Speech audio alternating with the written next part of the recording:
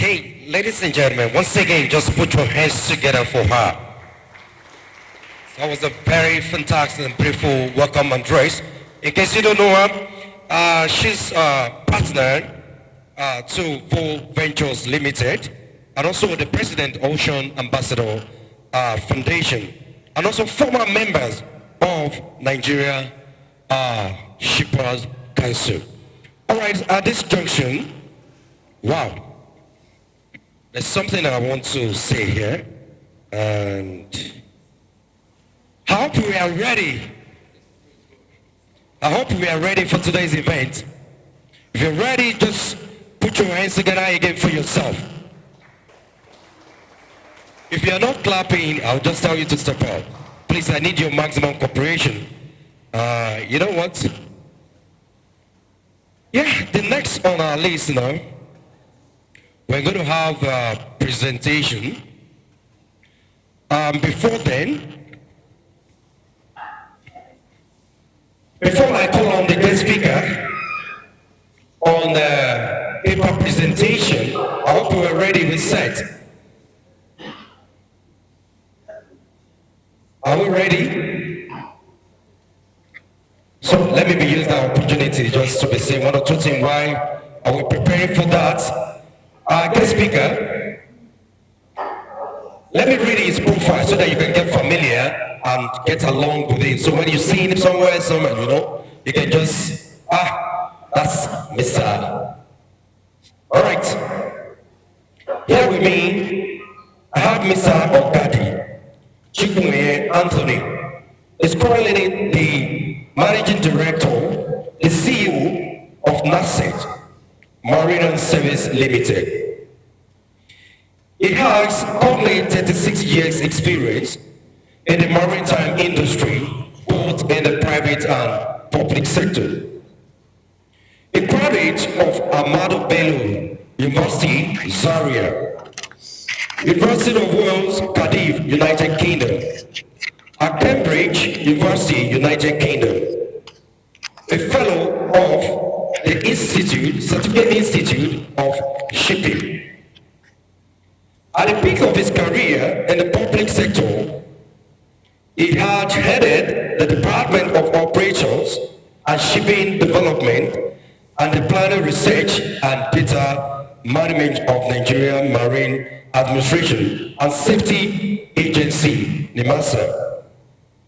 The last on the list, at the retirement from the public sector in 2021, he has gone into private shipping services, spanning from cabotage shipping consultancy, clearing and forwarding, and inland haulage operations, and training and maritime consultancy. Ladies and gentlemen, if your hands are not too busy wherever you're sitting, please allow me to bring here the one and only, the Managing Director, NASET and Marine Service Limited, Mr. Ogadi Anthony.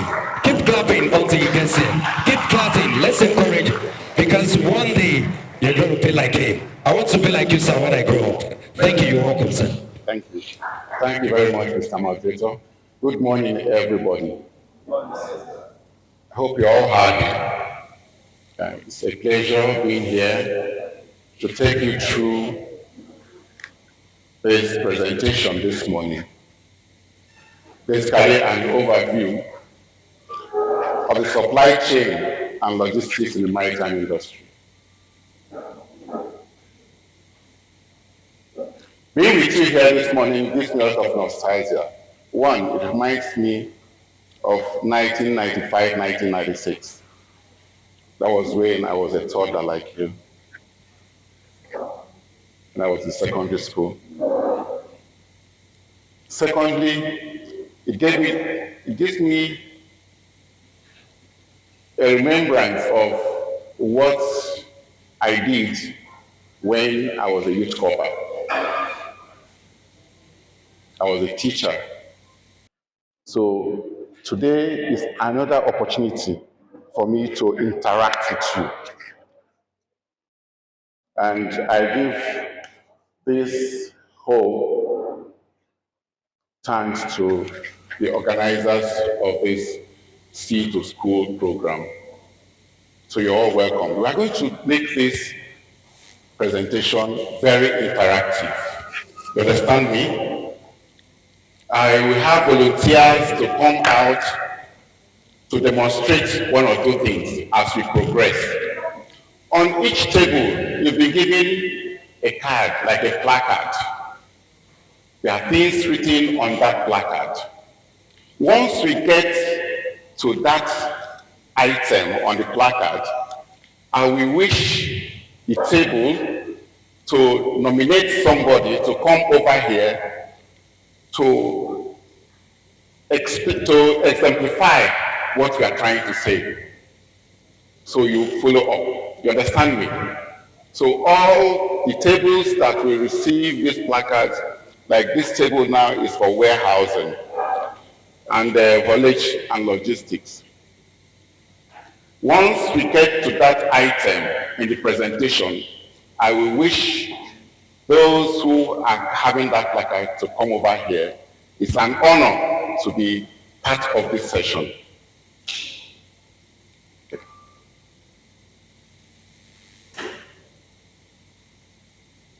Please don't be so carried away with the terminologies here. Like as the organizers rightly said, this course is a tertiary institution course. It is not done at secondary school level, so you're highly opportune and privileged to be here. People they teach shipping are those in the universities. You understand me? But you are a selected few to be here within your secondary school level to learn a little bit about shipping. So as we progress, don't worry, you understand what we're trying to say. Coming to your level, you are in the education sector. What is the essence of you being in school? Basically, to get a certificate. First school degree certificate, is that not? Or the second SSE. What's the certificate you go out with from your secondary school? Good. That is your major concern. Or how do you get this certificate? First of all, you have to pay your school fees. There must be a school for you. There must be a teacher for you. There must be an institution overseeing your school. All those parameters, all those elements are known as the supply chain and logistics in guiding you to go to school. So in the maritime industry, in the maritime sector, there is one basic element that drives the sector. That element is shipping. And what is shipping? Shipping is basically to transport one item, to transport an item from one location to the other. It might be by land. It might be by air. But when it has to be on water, it becomes what? Maritime process. Are you understanding me? Let's define the maritime industry. That is here. The maritime industry refers to that sector that encompasses transport, logistics, regulatory, engineering, information technology, finance, and insurance activities related to ships and shipping. So maritime industry encompasses all the activities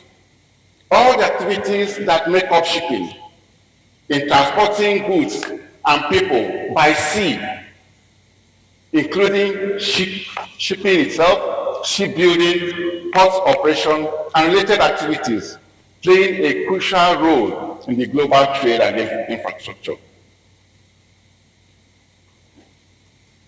Can I have a volunteer to just come out? Let's see how Let somebody just come out here. We are going to talk about this chivita, this fruit drink. Let's see what happens as we want to take this chivita from the warehouse. It has been manufactured, and somebody has placed order to get this chivita in another country. And we have to take this chivita by sea to that country. Can I get a volunteer?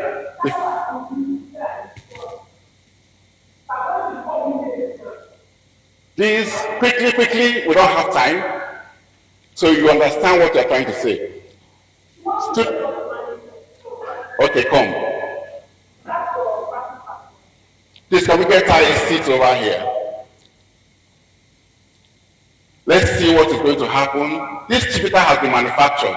We want to ship this chivita from Lagos to London. Take a seat quickly, sit down here. Get that seat. Get one beside you.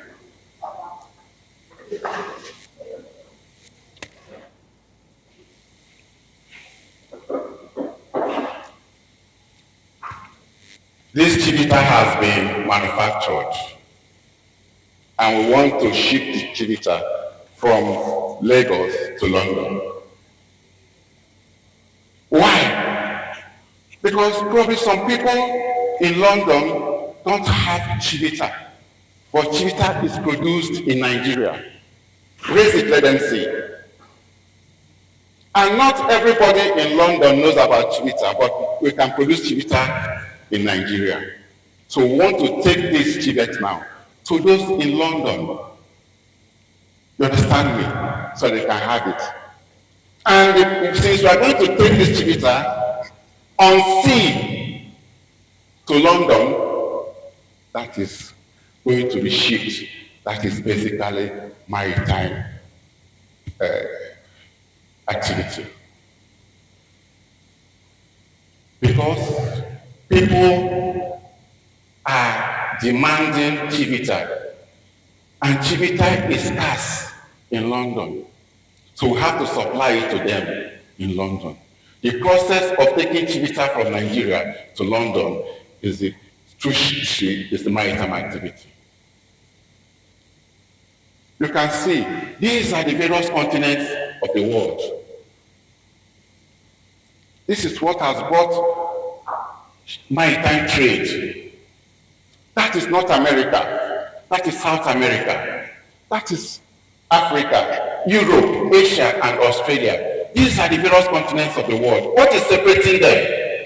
The oceans. Since this, now we are taking this chivita, rest your hand, sorry. Since we are taking chivita from Africa here to Europe, it has to go by sea. And what enables this to happen? That is what we call the supply chain and logistics. What will make this chivita get to London? See the also need of supply chain. The sequence of processes involved in production and distribution of commodity. What commodity do you have here now? Chivita. In the maritime industry, the supply chain represents the entire shipping industry. It's global logistics system that defines the movement of cargoes and associated services. Don't bother about this grammar. What we are trying to do today here is to move this chivita from Lagos to London. Am I clear?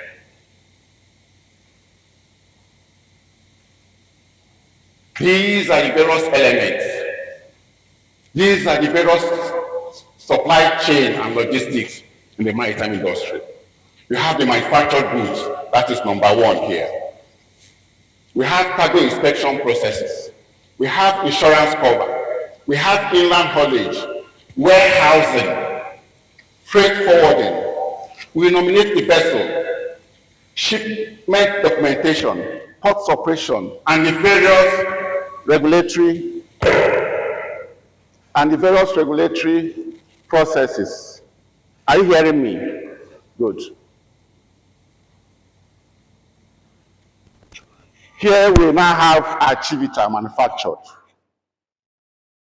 ready to be shipped. It could be shipped in a raw form, but no, we've passed those processes that it's now in package form.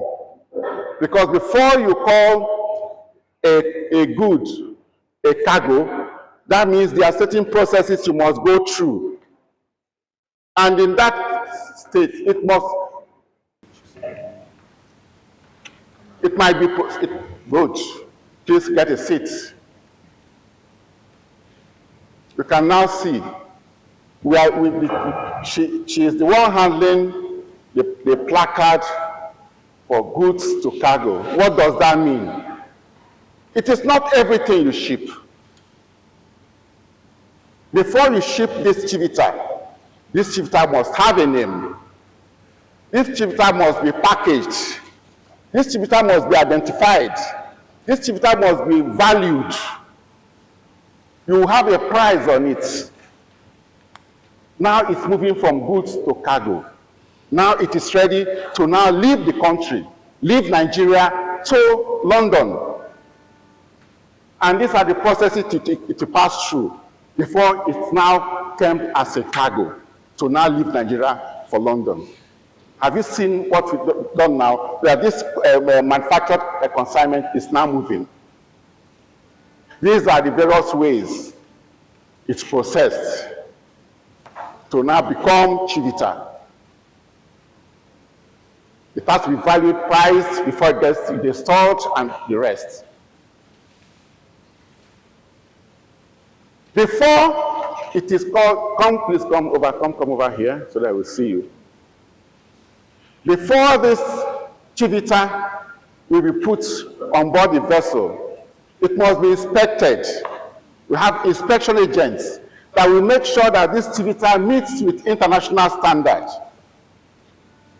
So that when it gets to London, they will not reject it in London. Let them not say that it was produced below quality. It now, before it leaves, there will be what? Insurance. Please let the insurance man come over here. Why must we insure this consignment? This consignment must be insured because of any damage, loss, and the policy of insurance is for us to aggregate, to pool together funds, so that if there's any loss, that pool of funds will take care of the loss. And in shipping, there's insurance, and the insurance we have in shipping are basically the marine cargo insurance. That is for us to now insure this chivita, so that if anything happens to chivita on the road, or on sea, insurance will pay. There won't be a total loss. In case the ship that is coming to carry this chivita sinks along the voyage, the insurance company will compensate. If they are carrying this chivita from the warehouse on board a truck to where it will be taken care of, this chivita will be compensated. In case there's fire, please get a seat and sit down. In case there's fire in the warehouse and there's total loss, this chivita will be taken care of. Please just come, you can take care of it. You are not.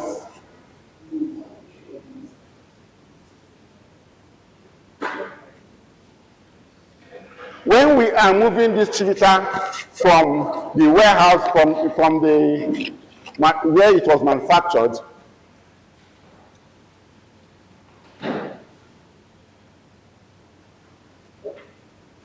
to the stacking area, where we stack this chivita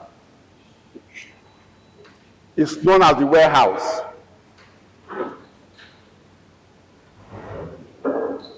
The warehouse will take care of this chivita when it's leaving the warehouse of the manufacturer.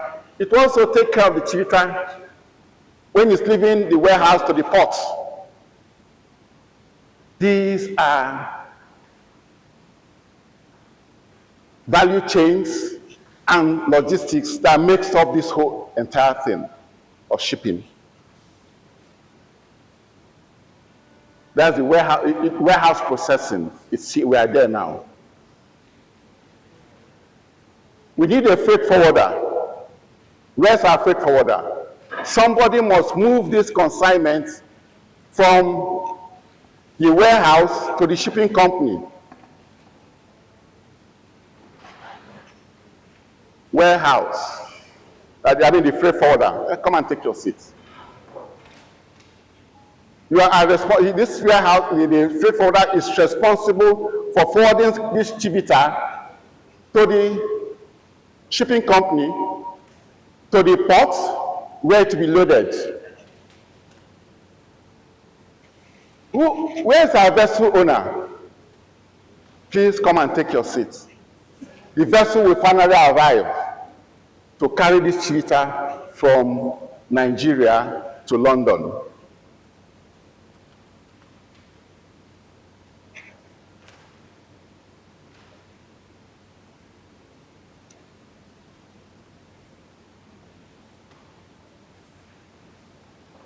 There will be documentation in the shipping company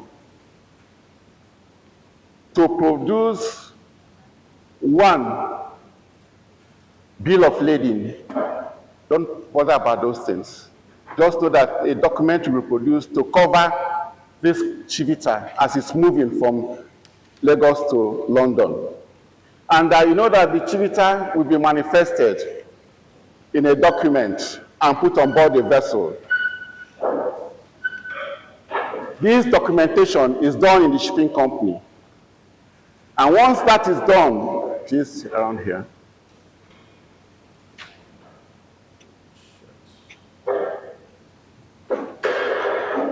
The port operation commences. The chivita is in the port. For instance, chivita is now in Apapa port. The vessel has arrived. And in all this, you have seen them here. These ladies and gentlemen that stands as the various elements in the value chain, in the supply chain and logistics, to move the chivita from the manufacturer to where it's going to in London. This man here will ensure that everybody here is working according to the law. He is the regulator. He will make sure that all responsible obligations, or what is supposed to be done to make sure that this chivita is of standard, this chivita gets to the port, this chivita is at the warehouse. He regulates everybody, and this man is the government. That's the federal government of Nigeria, for instance. He appoints those that work in the port, he appoints those that work in NEMASA, appoints those that work in SON, Standard Organization of Nigeria, appoints those that work in NDLEE. All these various segments that makes up the process of shipping, he is the one that regulates it. Finally, come over, my dear, to the center. Finally, we are talking about the maritime industry supply chain. So I will urge all of them to stand up so you view them and see. You come to the front. Please, you can stand up. The essence of what we are trying to tell you today is that before this chivita moves from Lagos to London, first of all, it will be inspected. You are not standing according to you, just mix it up. Good. It must move from cargo, it must move from goods to cargo. Then it will be inspected. There will be a marine cover, marine insurance cover. It will be moved from one location to the other. It will be warehoused. The freight and forwarding companies will move them. The vessel will come. The ship will be nominated. The port operation will take place. The regulatory agencies will be there to make sure that everything is in conformity. At the end of the day, we are just talking about the basic supply chain and logistics that makes up the maritime industry for you trying to ship your chivita. Thank you very much.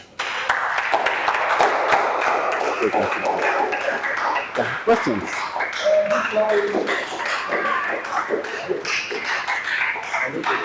Yeah, you can now go back. So you can ask your questions. Okay.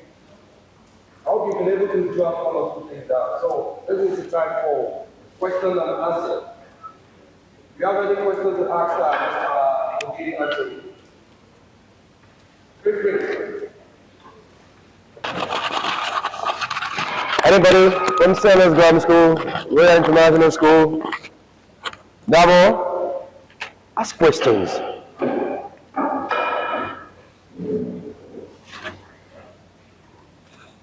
No questions? Okay, here's a question. Okay. You just have to speak louder. We have an issue with you. Sorry? Okay. Freight and forwarding companies are statutory organizations that are set up. It could be set up by individuals. It could be set up by governments. It's basically, they are the ones that will take charge of the consignment. This Chivita, there are issues that they use this thing compulsory. You must appoint a freight and forwarding company, as it is stated there. He takes responsibility of moving this consignment from the warehouse under the instruction or the permission of the owner of the consignment.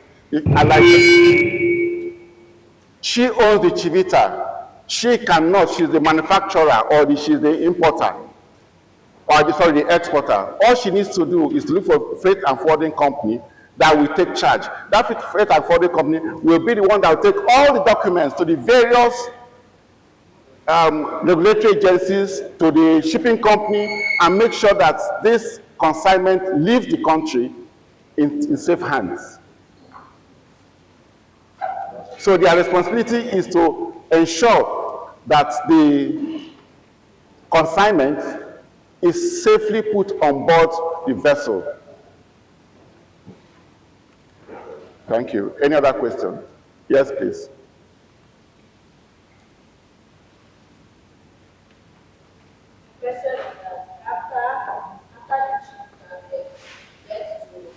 London.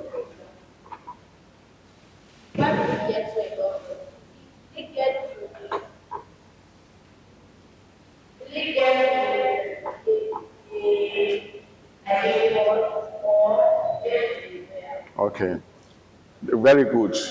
Because of time, that was why I had to give you just one leg of the whole process.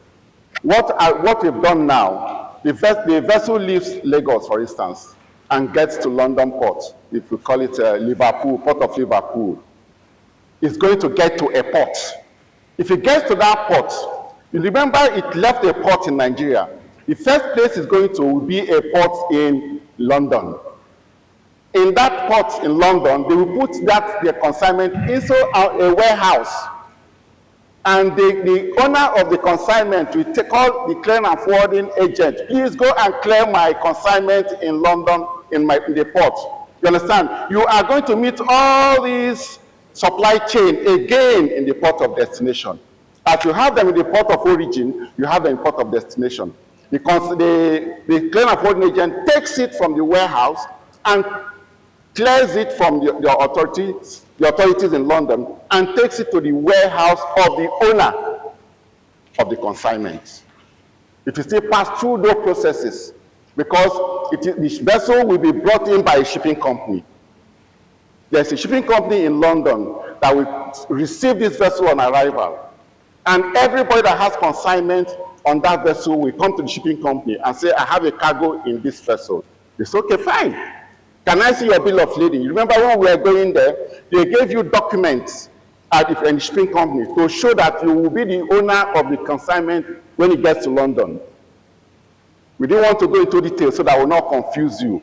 Just your coordinators will avail you with more information on this, but just know that there are processes that moves a consignment from one location to the other, and the whole process is known as maritime service. And what drives it is shipping. And what drives that shipping is because commodities or resources are scarce in various areas, and there's this demand for that resource. There's this demand for that good. Without a demand for a consignment, there won't be shipping. Without a demand, there won't be supply. And the process of supplying it, shipping comes in. Okay.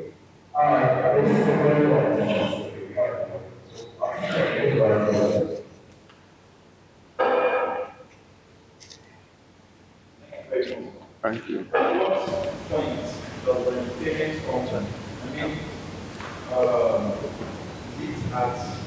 Inspection by the inspection agents or investing incident, which is cheaper, and transport by sea or air.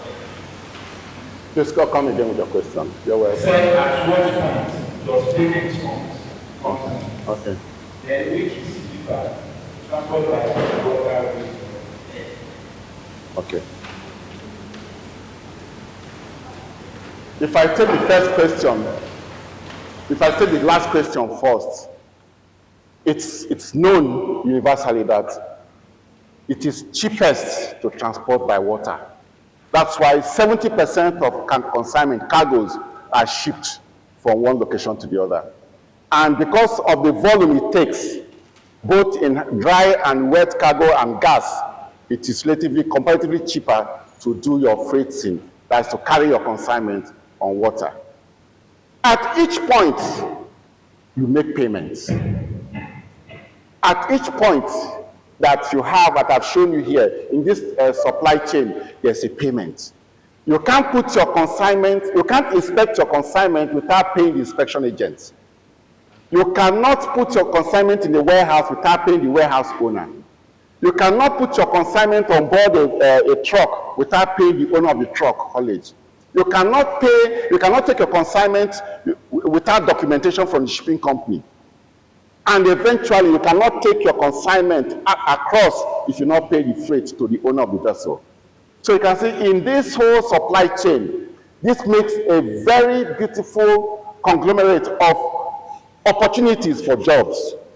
What we've just shown you is, what we just show you is the commercial component of the supply chain. That's why I ended this presentation by saying that the broad nature of the maritime industry encapsulates both technical aspects, which includes marine engineering, marine architecture, design, architecture and design, shipbuilding and dry docking, seafaring, ship bunkering, etc. And this, what we've done now, is the commercial component of the supply chain in the maritime sector, which gives you a rounded and robust idea of what the maritime industry is all about. So when the engineers and the and the architects and the surveyors are talking, still there are opportunities for those who will be in clearing and forwarding, for those who will be in documentation in shipping company, for those who will be handle haulage. I do haulage now. If you had my profile, I was a regulator. And then I came out, I do consultancy, I do training. And so there's this infinite opportunities for everybody that is here, whichever area you have your liking for. Am I okay? Okay. Yes, yeah, there's a question.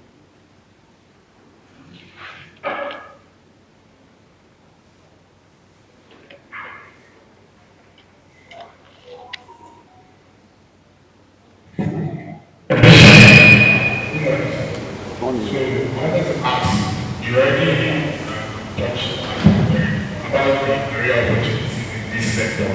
One, and for you to how you go to the sector yourself, because it's not very, we don't the country. So I want you to talk about that. Thank you. Okay, thank you very much. How did I come in? I'm a geographer. I read geography in school. I'm at University. And the little I knew about shipping was much about transportation when we were doing transporting as one of the courses. How did I break in? I was at Tinkan Port, and the very massive Roro vessel came, and I was looking at this. When you go around, you see, I was looking at this edifice on water, and I was imagining, how will I behold this? How can I be part of those that walk around there or walk in that vessel? Luckily, I met somebody who was in the insurance industry. We won't go into details. So in the insurance industry, you have those who handle the loss.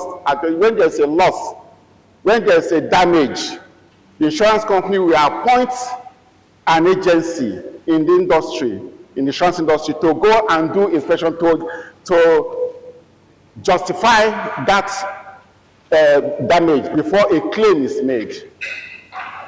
So I was opportune to be employed there. That was how I started. Then eventually, I went into ship agency.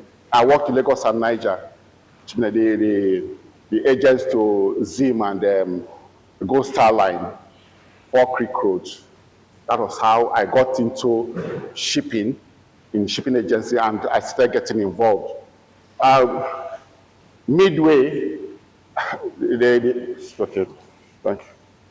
Midway, I got into the regulatory agency, National Maritime Authority then, now Nigeria Maritime Administration and Safety Agency.